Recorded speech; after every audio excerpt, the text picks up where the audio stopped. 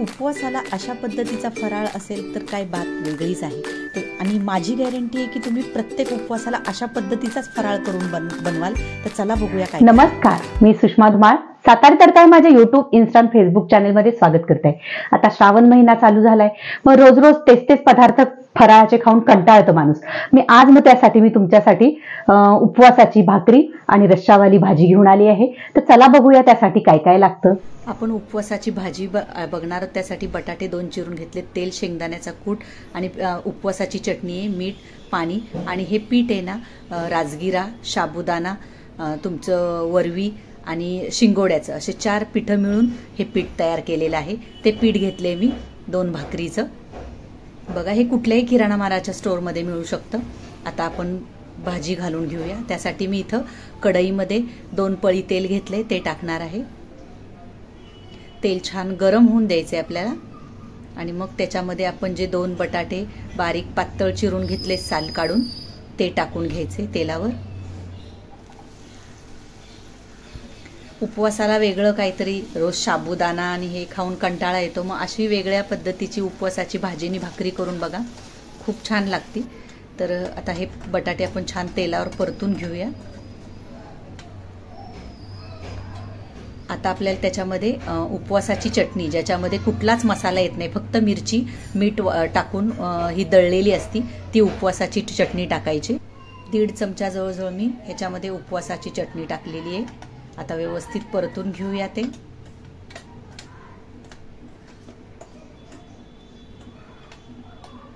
छान परतून झालं की आपल्याला त्याच्यामध्ये ना पाणी ॲड करायचे, पण सगळ्यात अगोदर मी पहिलं मीठ टाकून घेते, चवीनुसार मीठ टाकायचे। व्यवस्थित हलवून घेऊया आणि आता त्याच्यामध्ये आपल्याला पाणी ॲड करायचे। तुम्हाला किती ग्रेव्ही पाहिजे त्या हिशोबाने तुम्हाला त्याच्यामध्ये पाणी ॲड करायचे। आणि ही भाजी आहे ना, थोडी रश्शावाली छान लागते, त्याच्यामध्ये भाकरी कुस्करून खायला खूप छान मजा येते। मग बघा, इथं मी पाणी टाकले, जवळजवळ मी 1 ग्लास पाणी टाकले। तर व्यवस्थित हलवून घेऊया आणि आता आपल्याला त्याच्यामध्ये आहे ना शेंगदाण्याचा कूट टाकायचा आहे। शेंगदाण्याचा पहिलं झाकण ठेवून देऊया, 5 ते 10 मिनिटं शिजून घेऊया। आता हे झालेले, एक उकळी आली, आता त्याला शेंगदाण्याचा कूट टाकू। शेंगदाण्याचा कूट टाकून घेतलाय। आता आपल्याला परत एकदा झाकण लावून परत 5 मिनिटासाठी ही भाजी शिजून द्यायची। बघा, झाकण ठेवूया, 5 मिनिटासाठी परत होऊन देऊया। 5 मिनिटानंतर बघूया आपण, आपली भाजी झालेली आहे, बघू शकता। बटाटा शिजलाय का बघूया। बघा, बटाटा पण झालेला आहे छान आणि आपली भाजी पण झालेली। एवढा रस्सा तर पाहिजे, कारण की ती उपवासाची भाकरी, त्याच्यामध्ये कुस्करून खायलाच मज्जा येते। आता आपण उपवासाची भाकरी करून घेऊया। ही तुम्हाला मी सांगितलेले सगळे पीठं मिक्स, साबुदाणा वगैरे।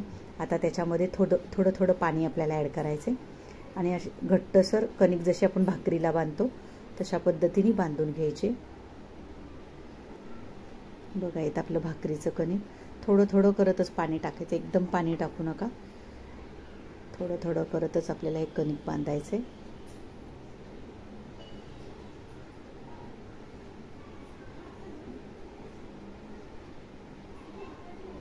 थोडंसं बांधायला जरा कठीण जातं, कारण की त्यात साबुदाणा वगैरे सगळं चिकट पीठ आहेत ना, पण तरी थोडं करतच आपल्याला बांधायचे। अशा पद्धतीने इथं आपलं भाकरीचं पीठ मळून झालेलं आहे।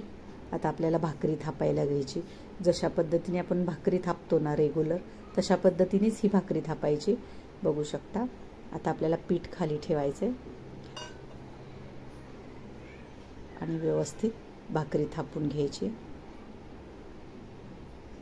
थोडं चिकट असतं हे पीठ, तुम्हाला अशा पद्धतीने नाही भाकरी जमली ना थापायला, तर तुम्ही पोळपटवर लाटून जरी केली ना तरी काही हरकत नाही। बघू शकता, इथं आपली भाकरी तयार झालेली आहे। आता आपण तव्यावर तिला ठेवूया। बघू शकता, तवा पण गरम झालेला आहे। आता तव्यावर आपल्याला ही भाकरी ठेवायची आणि जसं आपण भाकरीला पाणी लावतो तशा पद्धतीने ह्याला पण पाणी लावायचे। बघू शकता, शक्यतो साबुदाणा वगैरे खायला मागत नाही कोण सारखं सारखं, मग अशा पद्धतीने साबुदाणा, राजगिरा व तुमची वरवी अशी दळून आणायची, गिरणीतनं भेटतात पिठं ही दळून. बघा आता आपली भाकरी झालेली आहे. आता आपण ती पलटून घेऊया. आता आपली भाकरी ह्या साईडनी पण झालेली आहे, बघूया झाली का. आणि आपल्याला दुसऱ्या साईडने आपल्याला भाजून घ्यायची. थोडीशी दाबून दाबून घेऊया साईड ज्या कच्च्या राहिल्यात त्या.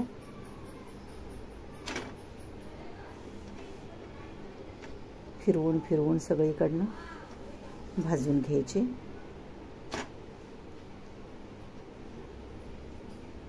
आता आपली भाकरी झालेली आहे. आता आपल्याला ना बघू शकता फिरवून फिरवून अशी दाबून दाबून भाजून घेऊया. आता उलटी करून परत छान भाजून घेऊया. बघा कशी टम फुगली आहे ना. आता व्यवस्थित साईड सगळ्या दाबून दाबून आपल्याला तिला भाजून घ्यायची.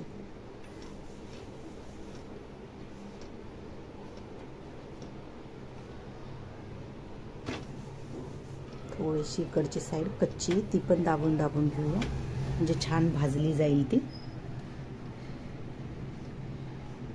आता आपली इथं उपवासाची भाकरी आणि उपवासाची भाजी तयार झालेली. तुम्ही नक्की ह्या उपवासाला ट्राय करून बघा आणि कशी लागती ती कमेंट करून नक्की सांगा.